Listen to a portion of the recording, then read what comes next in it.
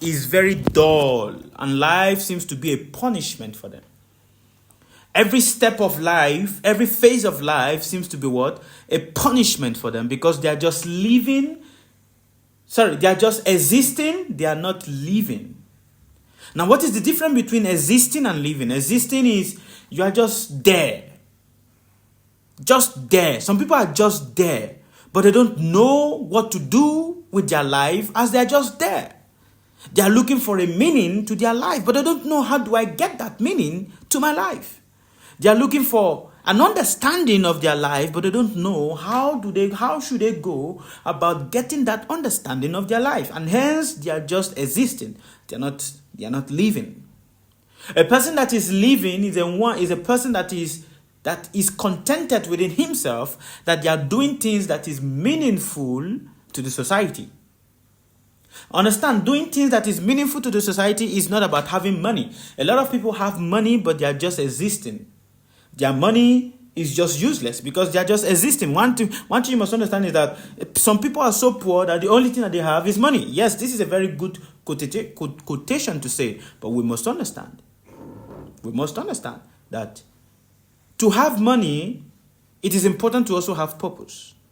And this is where we need to look at life. Life is nothing but a couple of thousands of bread. And because life is nothing but a couple of thousands of breath, what you do with each breath of your day or with each breath of your life, that is what matters a lot.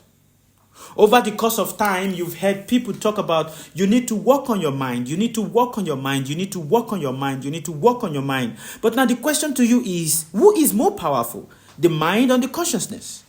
Because if the mind is what we need to keep working about, because you hear motivational speech, to do what? To arouse a certain emotion in your mind. You hear configuration, you hear words and things being spoken by people, and this gives a certain feeling to you. Words can make you feel so high, and words can make you feel so low. Words can give you and can show you the possibilities of life in different planets. Words can show you the possibilities of life in lower planets.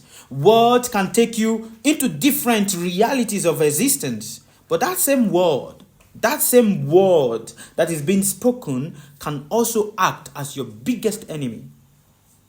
So why is it that life is more about dependence on words? There is no one on the surface of this earth that lives without no word, that lives without not depending on word. We all need word to make our life meaningful. We need word for two things: to give us sight to see, and to give us insight to be able to think. But then what is life itself then? What is life itself then?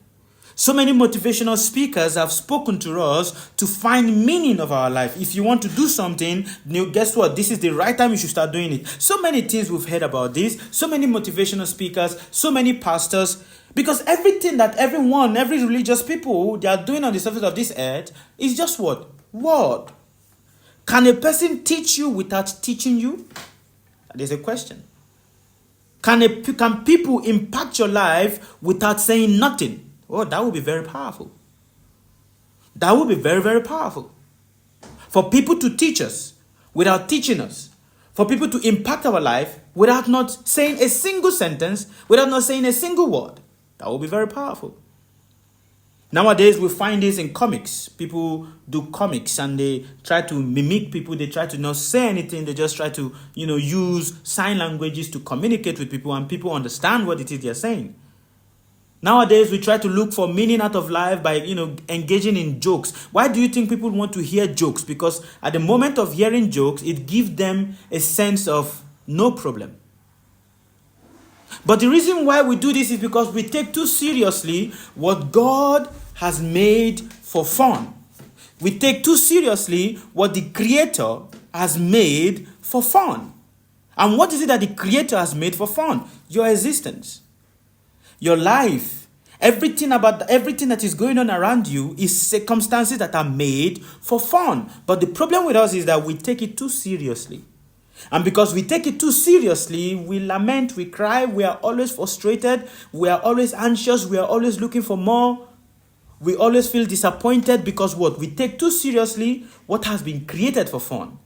Whatever it is you have, you see, most of us, we want to leave properties for our children. We want to work so hard. If I ask you a question right now, why are you working? I'm working because I want to leave something for my children. I want to leave property for my children. At the point of time, I also used to talk like this. I want to leave something for my children. I want to leave, property for my children. I want to leave a legacy for my children. But then it dawned on me. The property that I leave for my children is not what is most important. It is what I leave in them. That is what is most important. What you leave outside is not important.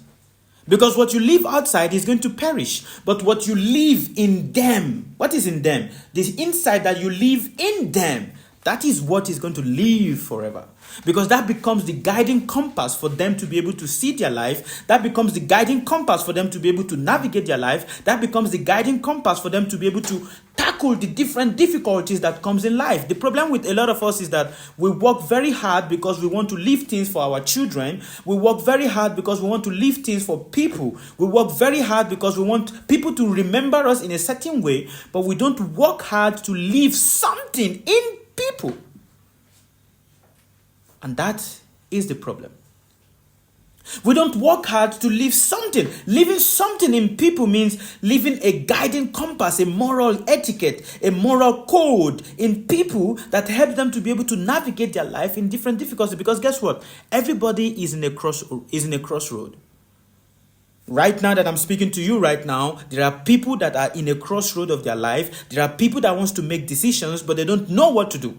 There are people that it's like everything is just stuck for them. Should they come out of the relationship? Should they remain in the relationship? Should they go out of the relationship? Should they not go out of the relationship? Should they do this business? Should they not do this business? Should they migrate to this place? Should they not migrate to this place? Everyone is in this crossroad of their life right now. At every stand, at every instances, at every stage, people are in a crossroad. And you, guess what? You right now, you are one of them that is in a crossroad of your life. And because you are in a crossroad of your life, you are also looking for guidance. Someone to pour insight, someone to pour words into your life to give you that push. But why is life all about words? That is the question. Why is life all about words? Why can't communication be done even without speaking? What is it about the sound vibration that creates certain vigor, that creates certain inspiration in us? What is it about it? That is what I want us to understand today. That is what I want us to analyze today. Now, if you're listening to me, you are listening to the sound of a madman. But if you really put your eye down, if you allow yourself not to allow your mind and your thoughts to start giving directions to what I'm saying, but you just allow yourself to be guided. See, you must understand, you must be willing to surrender your ego for you to truly be able to abstract the essence of everything that is being spoken. But if you're not ready to surrender your ego, then everything I'm going to be speaking right now, your mind will be creating a counter rebuttal to it. But when you are able to let yourself go and surrender your ego and just go according to the flow of my words so that you can truly participate and hear truly what I'm saying, then you will be able to do what? Get the essence, and you'll be able to make a meaningful thing out of your life. Because two things are going to happen right now. Today, two things is going to happen after you hearing this or as you are hearing this. It either gives you a strong insight of life or it changes your perspective on how you look at life. These two things is what is going to happen. So the analysis of life, what is it about life? Everyone wants to have money. Is money bad? No, money is not bad. Money is important. Because money helps you to live the life you want to live. It helps you to pay the bills you need to pay. It helps you to, to free yourself and go to where you want to go, without thinking too much about, do I have money to go to this place? Or, money helps you to do all of this. But is money life? No. Then what is it about relationship? Relationship is important because it gives you the companion. It gives you the companion that you need when you feel down.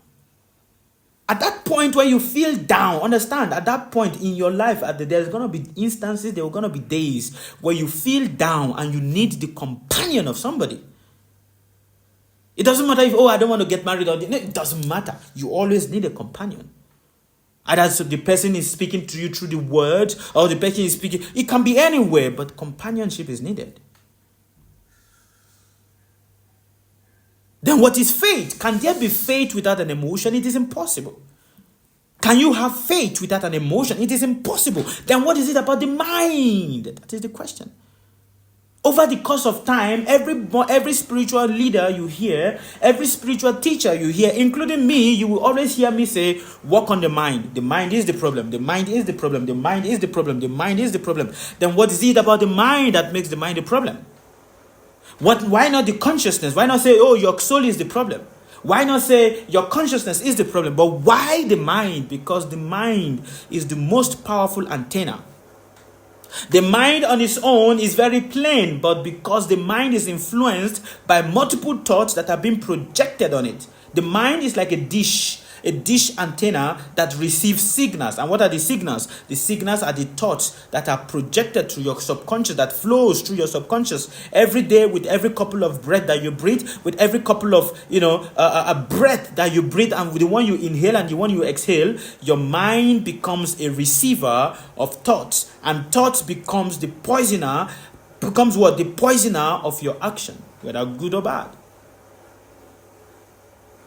Abstain from bad thoughts. But can you really abstain from it? When you don't plan to have thought pops into your head. Be good. What does it mean to be good? What is the essence of life? Analysis of life and faith. Can there be faith without an emotion? It is impossible. For you to have faith upon somebody, for you to have faith upon anything, you need to have an emotion that is connected to that faith. So when people are talking, can there be faith without the mind? It is also impossible. Because for you to have an emotion, you need what? You need the foundation of the mind. So in the crossroad of your life that you are right now, where you are thinking about your finance, you are sad about how your situation is. Oh, how do I make my life better? What do I do about my life? Some people not being able to understand these sentences, some people not being able to understand these, they have committed suicide. They've killed themselves. Because what? They are not able to control the thought that is bombarding them. Some people are so filled in thoughts that sometimes they have to take a deep breath in. Why? Because there's so much thought that is loading and is flooding into their head every day.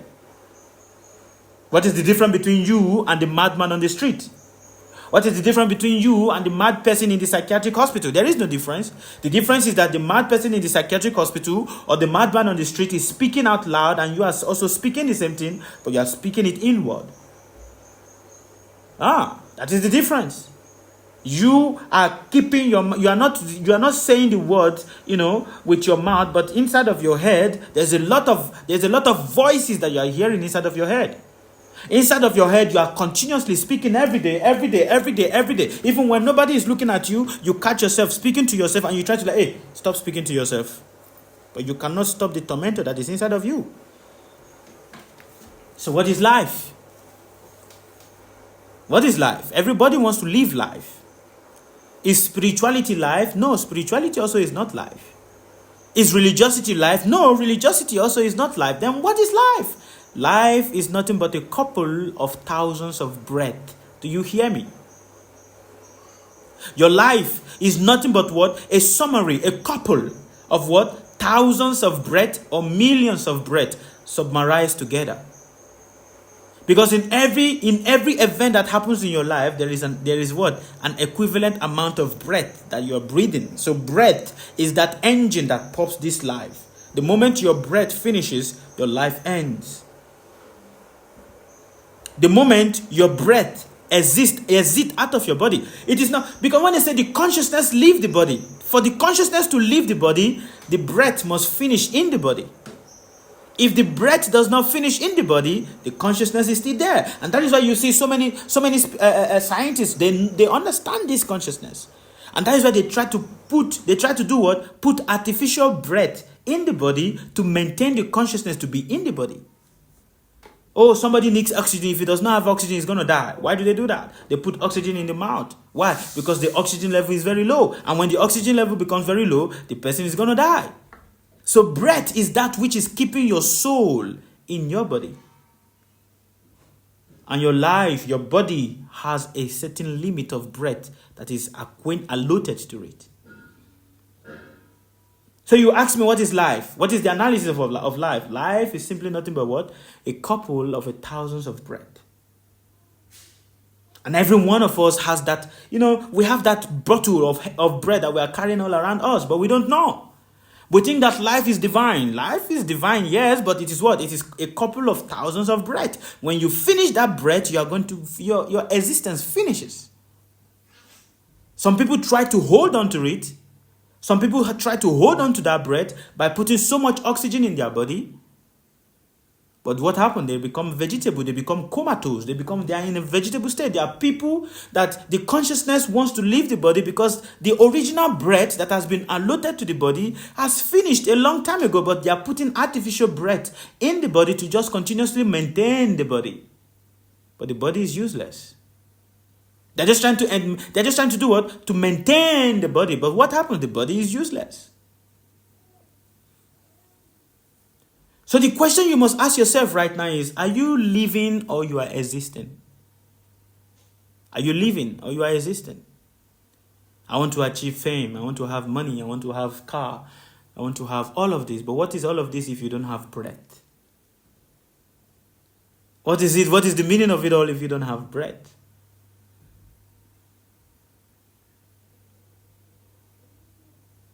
To realize your life purpose, you must first of all learn to control your life air. If you don't learn to control your life air, everything you are doing is just a waste. Your money. If money is so powerful, does it? Let us even look at it in this way. What is the essence of having a beautiful graveyard in the cemetery? What essence is it? Some people, if you go to the cemetery, they have beautiful, gravestone in their cemetery. They make a big castle over the dead body in the cemetery. What is the essence to become the richest person in the cemetery, in the graveyard? What value is that? Is there any value in that? I'm asking you guys a question. You are listening to the sound of my voice right now. Is there any value in being the richest person in the graveyard? There is no value. There is no value in being the biggest dead body or the richest dead body in the graveyard. There is no value. But that is what we are all striving for. That is what we are all striving for. And that is why you must learn to work on your breath. Because your breath, that is what connects you to higher source. If you want to connect to higher divinity, it's your breath. If you want to connect to lower divinity, it is your breath. Your mind is doing its own work.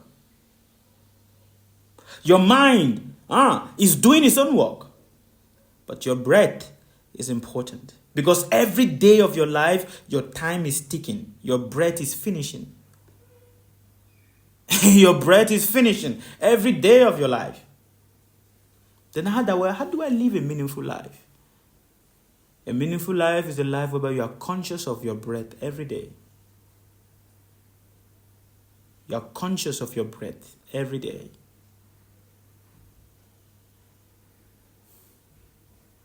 Do you understand? Do you understand?